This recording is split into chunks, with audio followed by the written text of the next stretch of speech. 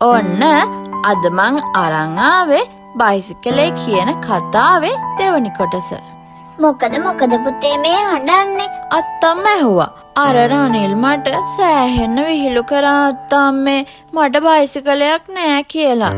නිමල් පුතේ අඬන්න එපා ඔයා. අත්තම්මා හිත සනසන්න වුණා. මට ආයේ ඉස්කෝලේ යන්න බෑ අත්තම්මේ. එයාලා මට හැමදාමත් විහිළු කරාවේ. අඬන්න එපා පුතේ. මං තාත්තාවම මේ ගැන කතා කරන්නම්කෝ. ඔන්න ඉතින් තමන්ගේ කුඹුරේ නියරවල් කොටලා හවස් වෙලා සිරිදාස ගෙදර ආවා. එතකොටත් නිමල් හිටියේ හයියෙන්ම අඬමින්. මොකද පුතේ මේ හොටු පෙරාගෙන අඬනවද? තාත්තේ අර රනිලයි අපේ ඉස්කෝලේ යාළුවෝ ටිකයි මට හොඳට ඕම විහිළු කරා. මට බයිසිකලයක් නෑ කියලා කියමින් නිමල් ආයෙමත් අඬන්න වුණා. උන් එච්චර දෙයක් කරාද?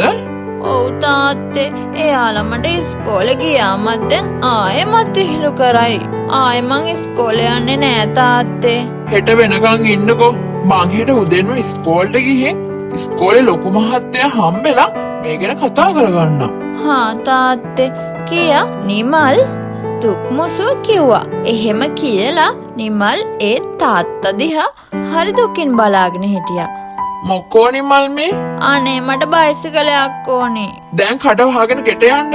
මගෙන් හොඳ වයින් දෙකක් අහගන්නේ නැතුව. ඔන්න ඉතින් තවත් දවසක් උදා වුණා. නිමල්ගේ ඇඬිල්ලට හේතු හොයාගෙන ඔන්න උදෙන්ම සිරිදාස නිමල් එක්ක ඉස්කෝලේට ගියා. ලොකු ඉස්කෝලේ මහත්තයා හමු වෙලා මේ ගැන කතා කරගත්තා. ලොකු ඉස්කෝලේ මහත්තයාගේ අනපරිදි රනිල්ට වගේම රනිල් එක්ක හිටපු හැම යාළුවෙක්ටම ගුටි කන්න වුණා. ඒ වගේම නිමල්ට ආයෙමත් ඉස්කෝලෙන්නත් කිව්වා. තමන්ට විහිළු කරපු අයට ගුටි දුන්න නිසා නිමල් ආයෙමත් ඉස්කෝලෙන්න හිතාගත්තා. දවසින් දවස ගෙවිලා ගියේ හරිම සාමාන්‍ය විදිහට.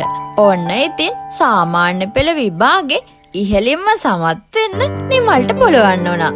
අනේ මගේ පුතේ පුතාලෝ නේද ඉස්කෝලෙම හොඳම කෙනා.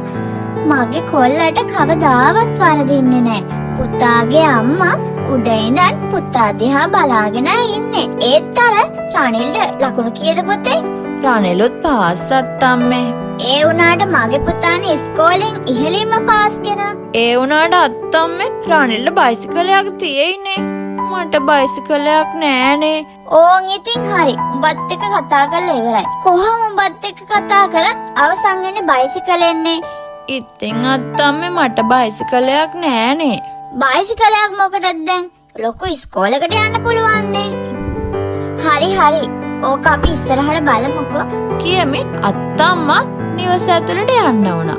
ඉතින් දිනෙන් දින ගෙවිලා ගිහින් අවුරුදු 2ක් ගත වුණා. මේ දුම්මල ගමේ හිටපු කිසිම කෙනෙක්ට මේ පාරත් නිමල්ට වඩා එක ලකුණක්වත් ගන්න බැරි වුණා.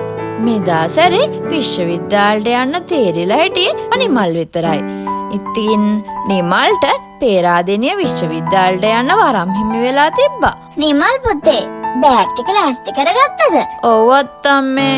අනේ අත්තම්මේ ඒත් අපේ තාත්තා තාමත් මට බයිසිකලයක් අරන් දුන්නේ නෑනේ. මේ ටික කාලෙත් ඉන්න මගේ පුතේ මං තාත්තට කියලා බලන්න. දැන් පුතා දක්ෂයෙක්නේ.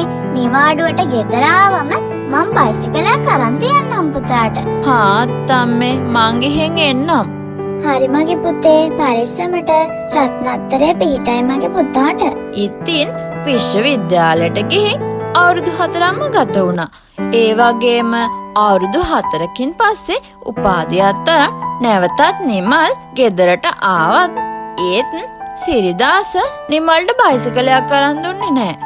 ඉතින් මෙන්න මෙහෙම දවස් හෙමින් ගත වුණා. එක දවසක් සිරිදාසගේ අම්මා වුණ නිමල්ගේ අත්තම්මා අසනීප වුණා. තාත්තේ අත්තම්මට ගොඩක් අමාරුයි. ඉක්මනට ට්‍රැවල් එකක් අරන් එන්නකෝ. හා පුතේ මං ඉක්මනට ගිහින් අරන් එන්න. ඔයා අත්තම්ම ළඟින් ඉන්න. නිමල් පුතේ ඒ අත්තම්මගේ හඬ. ඇයි අත්තම්මේ කතා කරන්න හොඳ නෑ ඔයාට නේද දැන්? මුකුත් නොකිය මං කියන දේ අහගෙන ඉන්න මගේ පුතේ. පැහිච්චකම් කතා නොකර. පුතේ පුතා දන්නවද? පුතාගේ තාත්තා පුතාට මේ වෙනකම් බයිසිකලයක් අරන් නොදුන්න හේතුව අනේ මන් දන්නේ මගේ අත්තම්මේ. පුතා දැන් ලොකු මිනිහෙක්. පුතාට දැන් බයිසිකල් 100ක් වුණත් ගන්න පුළුවන්. පුතාට එදා පුතාගේ කීම අහලා පුතාගේ ඇඟිල්ල අහලා බයිසිකලයක් අරන් දුන්නා නම් පුතාට අද ලොකු මහත්තයෙක් වෙන්න කවදාවත් බෑ. පුතත් අර රනිල් වගේම කිසිම වැඩක් නොකර ගෙදරට වෙලා ඉඳි. අත්තම්මේ මට දැන් තේරෙනවා මාව මේතනට අරන් ආපු මගේ තාත්තටයි මගේ අත්තම්මටයි මුළු ජීවිත කාලෙම මම ණය කැති. ඉතින් මේ කතාවෙන් අපිට ගන්න පුළුවන් ආදර්ශය තමයි ඔයාගේ දෙමව්පියෝ ඔයා කැමති වගේම ඔයා ඉල්ලන දේවල් දෙන්නේ නැතුව ඉන්නේ ඔයාට ගොඩාක් ආදරේ නිසා වගේම ඔයාව රිදවන්න නෙවෙයි. ඔයා ගැන දුරදිග හිතනවටත් වඩා ඔයාගේ අම්මයි තාත්තයි ඔයාගේ අනාගතය ගැන දුරදිග හිතනවා. ඉතින් එයාලා එහෙම කරන්නේ තමන්ගේ දරුවා ගැන එයාලා ගොඩාක් හිතන නිසා වගේම ගොඩාක් ආදරේ නිසා. ඉතින් අම්මයි තාත්තයි කියලා දෙන විදිහට ඔයාලා ජීවත් වෙන්න ඉගෙන ගන්න.